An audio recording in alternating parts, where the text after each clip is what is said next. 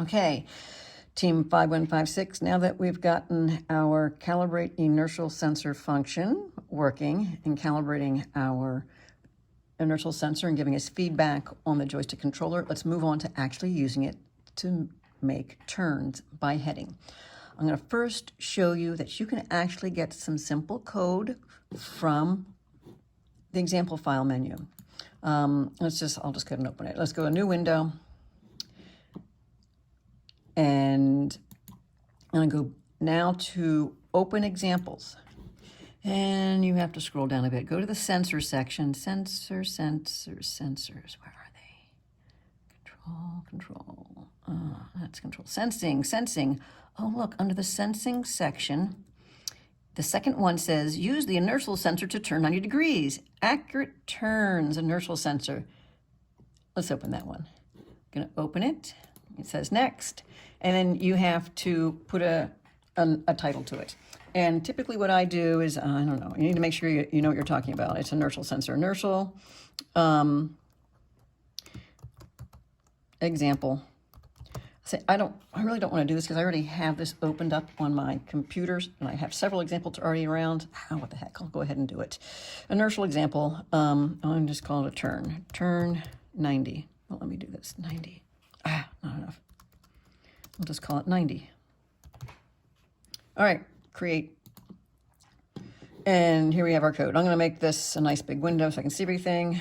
I'll get rid of that so I can see everything. And let's look at our code. First thing I always like to do, I find that int main. This is not in a competition template. I actually highly encourage you, and I want you to, do this. Go in and sample this code on your robot. Of course, you're gonna have to look at the robot configure, and first of all, I'm gonna make that into enable expert. Enable expert mode will remove any configured devices from the robot configuration window. Are you sure you wish to do this? Yeah, I know I want to do that. Okay, great. And you're gonna have to look at your robot configure. We have left motor and right motor. You're gonna have something totally different. And the inertial sensors in port 20. Always look at that. Just fix it up for your robot.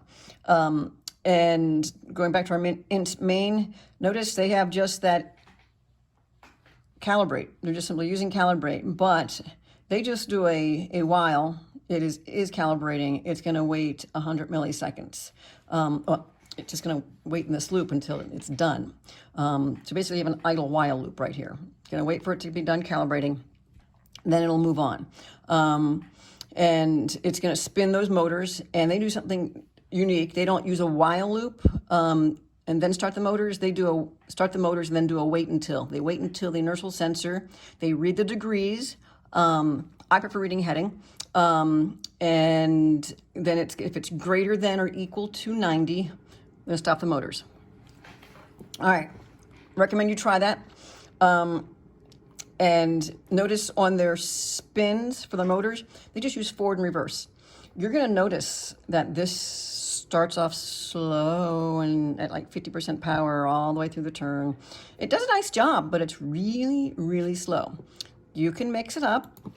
You can go ahead and, do the full version of this command. You can do the FWD, put in 100%, okay? Change that to 100%, do the same thing here. I'm gonna do that reverse, or I could just do it forward and then do a -100, but I'll do the reverse. I'll mix it up a little bit. Okay, all right. And, but you know what? No match for spin. Oh, don't give me this already. What if I do an undo? Undo. It probably doesn't like the reverse. Sometimes that's a problem. So I'm going to do a -100. And there we go. Okay. And of course, why I have 100 and -100, because I need this thing to turn. So one set of wheels needs to be going forward, another one going reverse. And for this situation right here, with the right motors going in reverse, we're getting a clockwise turn. So I recommend giving this a try, this change, and see how you like the accuracy of your turn.